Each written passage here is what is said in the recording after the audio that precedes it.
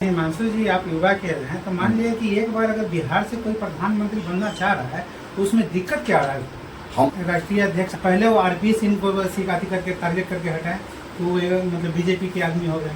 उसके बाद जब ललन सिंह राष्ट्रीय अध्यक्ष बनते हैं तो फिर उपेंद्र कुशवाहा को साइड किया जाता है। उसके बाद तीसरा जो हो गए, हाल फिलहाल में आप देखे होंगे कि ललन सिंह और ये चौधरी साहब के बीच में एक पार्टी के बीच में फोरम में मुठभेड़ हो गया, जहाँ पर मुख्यमंत्री स्वयं वहाँ रहते हैं लेकिन वहाँ पर कुछ बोलते नहीं और निकल जाते हैं। और उसके बाद आप देखते हैं कि हाल ही में एक नंदन साहब जो हैं वो विधान पार्षद जो थे MLC वो छोड़कर 1-2 दिन पहले बीजेपी में गए थे। मतलब कि ललन सिंह का इस पर क्या स्टैंड है कि क्या वो आरजेडी को बढ़ाना चाह रहे हैं और जनता दल को गठ में डालना चाह रहे हैं?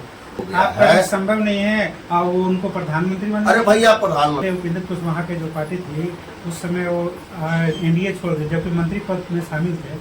उसके बाद वो एनडीए छोड़ दिए। एनडीए छोड़ने के बाद दूध और खीर का मसला निकल कर वो महागठबंधन में आ गए। उस समय बिहार के मुख्यमंत्री नीतीश कुमार एनडीए के साथ थे, लेकिन फिर ऐसा क्या माहौल बन गया कि फिर वो उनको वापस एनडीए में जाना पड़ा। व्यक्ति को सीएम हम लोग को मंजूर नहीं है।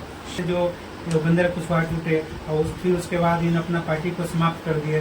पार्टी समाप्त करने के बाद एक नया नीतीश कुमार के साथ मिल गए, दोनों लव और कुश दोनों भाई मिल गए। उसके बाद ये क्या किए कि इन्हीं को कहा जाता है कि जब एनडीए की सरकार को जो टूटा है महागठबंधन में टूटने के पहले एनडीए में जो नीतीश कुमार थे उनको तोड़ने का काम उपेंद्र कुशवाहा ही किए कि एनडीए से टूट के अपना महागठबंधन में इस तरह का शिकायत की। तो भैया, नीतीश कुमार की व्यक्तिगत मजबूरी हो सकती है, जनता दल उनकी पार्टी है, उनकी मजबूरी हो। कहने का मतलब है हिमांशु जी की नीतीश कुमार जो इस पूरे विपक्ष को एकजुट किए, एक मंच पर ना 2 या 3 मीटिंग हो गई है, अगला भी मीटिंग वहाँ राजस्थान में था जो कैंसिल हो चुका है। तो इनका कहना ये तो कह रहे हैं कि हम पूरे विपक्ष को एक कर रहे हैं। जो विपक्ष को एक करें तो इनकी पार्टी में इतनी टूट होती है, विपक्ष को एक कैसे कर अपना। नमस्कार, आप देख रहे हैं न्यूज इंडिया और मैं आपके साथ भी हूँ। इस समय मैं हूँ हिमांशु पटेल, जो कि युवा लोक जनता दल का प्रदेश अध्यक्ष है, युवा हैं। अभी इनका जो राष्ट्रीय पार्टी हुआ राष्ट्रीय लोक जनता दल, और अभी इनका जो कल बिहार सरकार के जो जातीय गणना हुआ है इसमें बहुत सारी खामियां और गड़बड़ी हुई है। इस पर हम जानने का प्रयास करते हैं हिमांशु जी से, इस पर इनका क्या कहना है। हिमांशु जी, पहले आपको न्यूज इंडिया में आपका स्वागत है। चलिए, आपके चैनल के माध्यम से जितने भी दर्शक हैं सबका स्वागत है और सभी का स्वागत है। देखिए, जिस तरह से बिहार में जातीय जनगणना हुई और जातीय जनगणना को लेकर लालू प्रसाद यादव जी और नीतीश कुमार जी अपना पीठ थपथपा रहे हैं कि हम लोगों ने कराया, ऐसा नहीं है।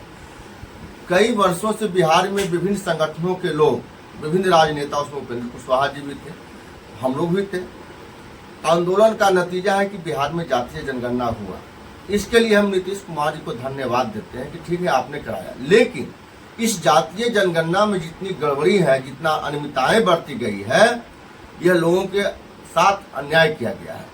लालू जी के दबाव में आकर नीतीश कुमार ने किसी विशेष जाति की संख्या को इतना दिखा दिया और उनको जो राजनीतिक रूप से चुनौती पेश करने वाली जातियां हैं उनको इसलिए कम करके दिखाया गया कि जिस तरह से 90 में सामाजिक न्याय के नाम पर लालू जी सत्ता में आए और सत्ता में आने के बाद उन्होंने जातिवाद किया, परिवारवाद किया। उसके खिलाफ कुर्मी चेतना रैली हुआ 94 में, बाद के दिनों में लवकुश का सम्मेलन हुआ, बाद के दिन में सवर्ण समाज भी साथ आए, बाद के दिनों में अति पिछड़ा समाज साथ आए। और इन लोगों ने मिलकर लालू जी के सत्ता के खिलाफ संघर्ष किया, जिसका नतीजा हुआ कि 2005 में लालू जी सत्ता से चले गए। अब लालू जी को डर सता रहा है कि जिस तरह से हमारे खिलाफ इन जातियों ने गोलबंदी किया था और हमको सत्ता से हटाया था, आने वाले दिनों में हमारे लाल तेजस्वी के खिलाफ इन जातियों में से कोई नेता चुनौती पेश नहीं करे और हमारा बेटा सत्ता में बना रहे। तो बिल्कुल साजिश है और नीतीश कुमार इतने पंगु हो चुके हैं कि अब राष्ट्रीय जनता दल के सामने इनका कुछ नहीं चलता है। राष्ट्रीय जनता दल के सामने बिल्कुल बौना और पंगु हो गए हैं, जिसका नतीजा है कि जातीय गड़बड़ी, जो जनगणना उसमें गड़बड़ी हुआ है। वही नहीं, जब बात हुआ था कि जातीय जनगणना के साथ साथ आर्थिक गणना होगा, तो इतना आनंद फानंद में भैया आप आर्थिक गणना को छोड़कर आपने रिपोर्ट जारी किया कि अभी बीच में आपको कुछ दिन पहले पटना में एक राजपूत कर्मी सेना का एक रैली हुआ था और उसमें जो राजपूत कर्मी सेना के जो अध्यक्ष हुए मकराना साहब आए थे और वो भी इस बात पर सब जातीय गणना पर सवाल उठाए थे कि जो इससे पहले जो गणना हुई, जातीय गणना हुई थी, उसमें राजपूत को 9% दिखाया गया था, लेकिन इस बार 3.2% दिखाया गया है।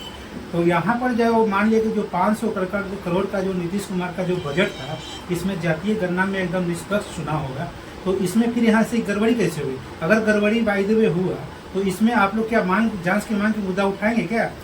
हम लोग तो साफ कर रहे हैं कि बिहार सरकार जो डाटा जारी किया है जातीय गणना का, इसको पंचायत स्तर पर सार्वजनिक कर दे। जब पंचायत स्तर पर सार्वजनिक हो जाएगा तो पंचायत के लोग जिनको शंका है वो अपना चेक कर लेंगे कि मेरा नाम है कि नहीं है। उसके बाद अगर नहीं है तो एक निश्चित समय दिया जाए, तय समय दिया जाए कि इतना डेट में जिनका नाम छूट गया है वो अपना आपत्ति दर्ज कराएं। जब उसके बाद जो डाटा तैयार होगा और आर्थिक गणना के साथ तैयार किया जाए तब उसको हम लोग सही मानेंगे। अच्छा, कल जो आप जो राजभवन मार्च जो आप लोग निकाल रहे हैं, आपकी पार्टी जो राष्ट्रीय अध्यक्ष उपेंद्र कुशवाहा जी निकाल रहे हैं, तो कल जो आपका जो मार्च निकलेगा उस पर मुख्य उद्देश्य क्या है? देखिए, उद्देश्य यही है, हम लोगों का डिमांड है। क्या डिमांड है? डिमांड है कि वर्तमान में जो जातीय गणना का जो रिपोर्ट आया है यह फर्जी है, इसको रद्द कीजिए। सुप्रीम कोर्ट में गया था, मतलब पहले पटना हाई कोर्ट गया, फिर उसके बाद सुप्रीम कोर्ट गया, सुप्रीम कोर्ट ने आदेश दिया और राज्य सरकार जो है सुप्रीम कोर्ट में कोर्ट को भरोसा दिलाया कि जो मतलब जाति जो गणना है बाद में आर्थिक गणना करेंगे, और इसके पहले ही आप ये रिपोर्ट को सार्वजनिक कर दिए। देखिए, इसका मुख्य उद्देश्य कहीं अगला चुनाव विधानसभा लोकसभा चुनाव का इन्होंने राजनीतिक हिसाब से जातीय गणना कराया। ये राजनीति में इसको जो नहीं होता है, इसको एक तरह से जातीय गणना को ये लोग राजनीतिक रूप से भजाना चाहते हैं। ये कोर्ट में झूठ बोले, कोर्ट में ही झूठ बोले। मैं प्रूफ के साथ बताता हूँ आपको, इन्होंने कोर्ट में एफिडेविट दिया था कि जातीय गणना जो हुआ है उसको सार्वजनिक नहीं किया जाएगा, वो गोपनीय रखा जाएगा। तो फिर उपेंद्र कुशवाहा जी का परिवार का डिटेल्स इन लोगों ने कैसे किया सार्वजनिक? जनता दल के प्रवक्ता जो है नीरज जी, उन्होंने उपेंद्र कुशवाहा का सार्वजनिक किया।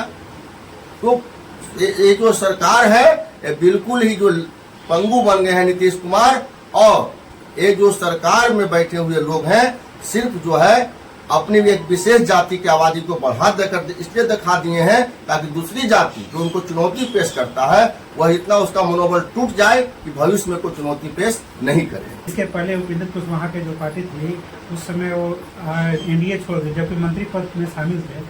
उसके बाद वो एनडीए छोड़ दिए। एनडीए छोड़ने के बाद दूध और खीर का मसला निकाल कर वो महागठबंधन में आ गए। उस समय बिहार के मुख्यमंत्री नीतीश कुमार एनडीए के साथ थे, लेकिन फिर ऐसा क्या माहौल बन गया कि फिर वो उनको वापस एनडीए में जाना पड़ा? देखिए, हम लोग का गठबंधन हुआ था राष्ट्रीय स्तर पर कांग्रेस पार्टी के साथ। हम लोगों का एकदम स्टैंड है कि किसी भी कीमत पर हम लोग लालू परिवार से किसी व्यक्ति को मुख्यमंत्री नहीं मानेंगे, क्योंकि जिस परिवार ने बिहार को जंगल राज में ढकेला, जिसने बिहार में जातिवाद का जहर बोया, वैसे परिवार से किसी व्यक्ति को सीएम हम लोग को मंजूर नहीं है।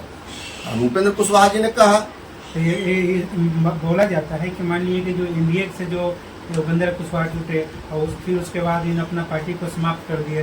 पार्टी समाप्त करने के बाद एक नया नीतीश कुमार के साथ मिल गए, दोनों लव और कुश दोनों भाई मिल गए।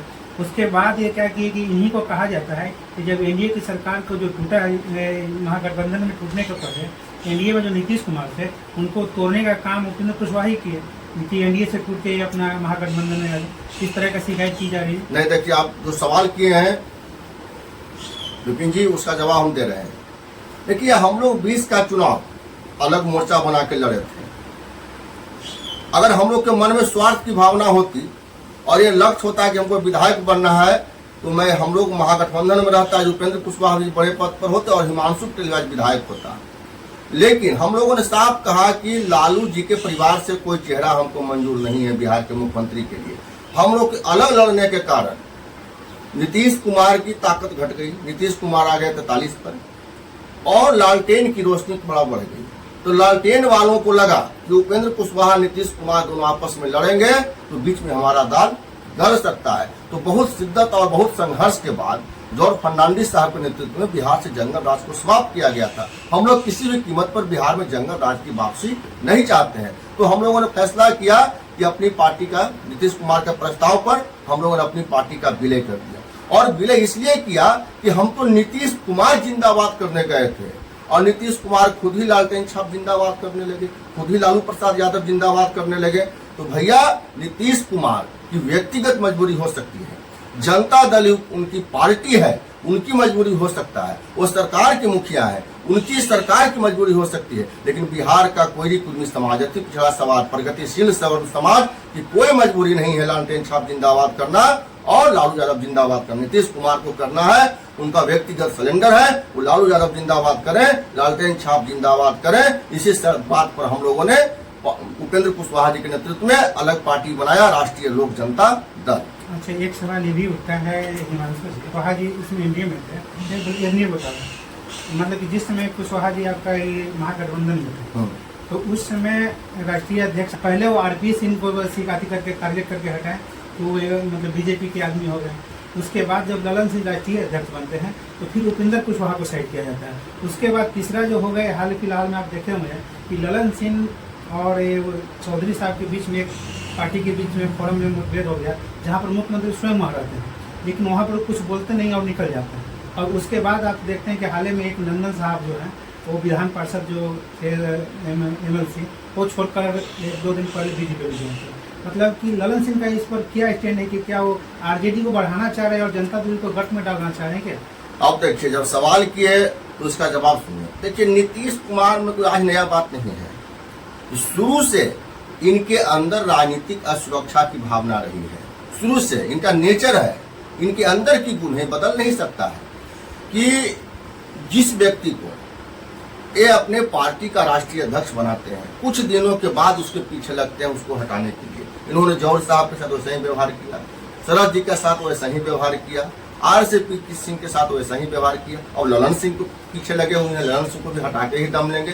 क्योंकि ललन सिंह पार्टी जो है जनता दल यूनाइटेड, असल में यह जनता दल यूनाइटेड कई भागों में बढ़ चुका है। इसका असल नाम हो गया है जनाजा दल डिवाइडेड। इस पार्टी का अगर सही नाम कहा जाए तो जनाजा दल डिवाइडेड कहा जाए। भैया, एक अशोक चौधरी का ग्रुप है, एक विजय चौधरी का ग्रुप है, एक ललन बाबू का ग्रुप है, एक उमेश कुशवाहा का ग्रुप है, खुद नीतीश कुमार का ग्रुप है। जैसे कहने का मतलब है हिमांशु जी की नीतीश कुमार जो इस पूरे विपक्ष को एकजुट किए, एक मंच पर ना 2 या 3 मीटिंग हो गई है, अगला भी मीटिंग वहाँ राजस्थान में था जो कैंसिल हो चुका है, तो इनका कहना ये तो कह रहे हैं कि हम पूरे विपक्ष को एक कर रहे हैं। जब विपक्ष को एक करें तो इनकी पार्टी में इतनी टूट होती है, विपक्ष को एक कैसे कर?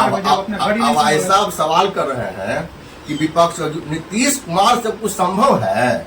नीतीश कुमार पर उम्र प्रभावी हो गया है, संभव नहीं है और वो उनको प्रधानमंत्री बनना। अरे भैया, प्रधानमंत्री जब एक कोऑर्डिनेटर का पद नहीं दिया विपक्ष, इनको कोई भाव नहीं दिया कांग्रेस पार्टी, आप कर रहे हैं प्रधानमंत्री पद। अब हाँ, बिहार के लोगों ने, हम लोग की भी इच्छा थी कि नीतीश कुमार बिहार का नेतृत्व करें, इसके लिए बिहार के लोगों ने बहुत इनको ताकत भी दिया, लेकिन उन्होंने अपना समय बर्बाद किया। एक फेज आया था कि नीतीश कुमार देश की राजनीति में अपना हस्तक्षेप कर सकते थे, देश की राजनीति को लीड कर सकते थे, लेकिन वो फेज उन्होंने समाप्त कर दिया। अगर बिहार कोई 17 साल मुख्यमंत्री रहा जी और अपनी पार्टी को बिहार से बाहर नहीं निकल पाया, उस व्यक्ति के बारे में आप क्या कहते हैं? अच्छा हिमांशु जी, आप युवा कह रहे हैं, तो मान लीजिए कि एक बार अगर बिहार से कोई प्रधानमंत्री बनना चाह रहा है तो उसमें दिक्कत क्या आ रहा है? हम तो कह रहे हैं भाई, लेकिन अब नीतीश कुमार से संभव नहीं है क्योंकि इन पर उम्र प्रभावी हो गया है। अब जो है इस तरह से घिर गए हैं ना कि अब इनसे संभव नहीं है। और दूसरा चीज है कि जिस तरह से हम लोग देहाती भाषा में बोलते हैं मेढक को बेंग, तो मेढक को बेंग को तराजू पर तोलना संभव है? कोई अगर चाहिएगा 5 को मेढक को तराजू पर तौल दें, वो तौलाएगा नहीं। उसी तरह से भारत की विपक्षी पार्टियां हैं, जिन्हें बेंग की तरह एक साथ नहीं आ सकता है, क्योंकि सब क्या है, सब चोरी किया है, सब घोटाला किया है, सबको डर है, सब जनता की नजर में क्या है, ब्लैक लिस्टेड पार्टी। जितना पार्टी को अपनी विपक्ष में सब ब्लैक लिस्टेड है। अच्छा, एक चीज बताइए, जनता भरोसा करेगी? हिमांशु जी, एक चीज बताइए कि बिहार के जो मुख्यमंत्री हुए तेजस्वी प्रसाद यादव जब महागठबंधन में थे तो उस समय तो उनके पर कोई ईडी CBI की कार्रवाई नहीं हुई। जब नीतीश कुमार के साथ मिल जाते हैं तो एनडीए वाले लोग ईडी और क्या बोलते हैं CBI के जो सूबा उसको वहाँ से छोड़ दिया जाता है। एक ही आज देखिए, सिर्फ तेजस्वी पर ही क्यों? कहीं चोरी हुआ है, चोरी की है तब ने हम दोषी पाए, मतलब दोषी मेरा नाम आया। हम चोरी करबे ही नहीं करते, हम गड़बड़ी करते ही नहीं, तो लोग हमको कैसे दोषी ठहराता? कहीं न कहीं गड़बड़ी हुआ है भाई। अब इनके पिताजी को कोर्ट ने भी दोषी, सुप्रीम कोर्ट ने भी, CBI कोर्ट ने भी इनको साबित किया कि दोषी है। तो भाई अब तो खुलेआम है, इसमें कोई क्यों फंसाएगा? कहीं कोई नहीं फंसाया है। इन्होंने चोरी किया है, इन्होंने घोटाला किया है, इन्होंने गड़बड़ियां की है। इसी का नतीजा है कि जो वो तो क्या है, ईडी क्या है, सीबीआई क्या स्वतंत्र संस्था है, वो तो जांच करेगी ही। उसका अच्छा, काम ही वही जिस है। तरह से रक्षाबंधन हो या अभी नवरात्रों पे जो टीचर ट्रेनिंग के लिए बातें चल रही है, और जो ये सरकार, बिहार सरकार बोलती है कि अभी नवरात्र आने वाला है, टीचर लोगों को कहेंगे टीचर ट्रेनिंग का एक निकला हुआ है, तो इस विषय में क्या बोल लीजिएगा? देखिए, अब ये जो ये है, ये लोग टीचर को झूठे परेशान कर रहे हैं। अब भैया बहाली कौन किया था कॉन्ट्रैक्ट पर? अभी बहाल किए थे। अब हिंदू पर्वों में ही जैसे रक्षाबंधन हो या अभी नवरात्र आने वाला है, उसमें बोल रहे हैं कि आप उस दिन न करके आप ट्रेनिंग कीजिए। अब जो हम पहले ही कह दिया कि जो नीतीश कुमार जी हैं, माननीय मुख्यमंत्री जी, ये राष्ट्रीय जनता दल वालों के सामने सरेंडर कर चुके हैं, पंगु बन चुके हैं। तो राष्ट्रीय जनता दल का जो एजेंडा है तुष्टीकरण का, उस एजेंडा पर इनको काम करना है, इनको तो करना ही पड़ेगा। हिंदू त्योहार में छुट्टी रद्द करना पड़ेगा, इनको ट्रेनिंग देना पड़ेगा, तो इनको करना मजबूरी है। चूंकि अब जो है बैसाखी के सहारे राजनीति में है। नीतीश कुमार अब बिहार की राजनीति में कोई बहुत बड़ा फैक्टर अब नहीं रह गए हैं, अब समाप्त फैक्टर है। अच्छा, एक चीज बताइए हिमांशु जी, मान लीजिए कि अब जो उपेंद्र कुशवाहा इंडियन है, मतलब इनका क्या भविष्य है? देखिए, हम लोग का एक लक्ष्य है क्या? कि राज्य के लिए, देश के लिए एक बार और आदरणीय प्रधानमंत्री श्री नरेंद्र मोदी जी को देश का प्रधानमंत्री बनना चाहिए, और हम लोग उसी काम में लगे हुए हैं कि इस बार जो है पूरी बहुमत के साथ फिर से दिल्ली में एनडीए की सरकार बनेगी और आदरणीय श्री नरेंद्र मोदी जी देश के प्रधानमंत्री बनेंगे। इसको कोई रोक नहीं सकता है। आप लोग का सीट का बंटवारा हो गया क्या? कितना सीट सीट मिलेगा? देखिए, सीट कोई फैक्टर नहीं है, हम लोग के सामने सीट कोई फैक्टर नहीं है, सीट कोई मामला नहीं है। हम लोग का एक लक्ष्य है कि फिर से दिल्ली में एनडीए की सरकार बने और आदरणीय श्री नरेंद्र मोदी जी उसके प्रधानमंत्री बने। आप देख रहे थे हिमांशु पटेल जी जो पूर्व में सुल्तानगंज से पूर्व विधायक के चुनाव भी लड़े थे और 2-3 हजार वोट से शायद पीछे रह गए थे, और इस बार भी इनका पूरा जोर शोर से तैयारी हो रहा है। इस बार इनका कहना है कि एनडीए की इस बार पूर्ण बहुमत से सरकार सेंटर में बनानी है, और जनगणना के मुद्दे पर भी कल इनका जो है राज्य भवन का मार्च है विपिन के साथ।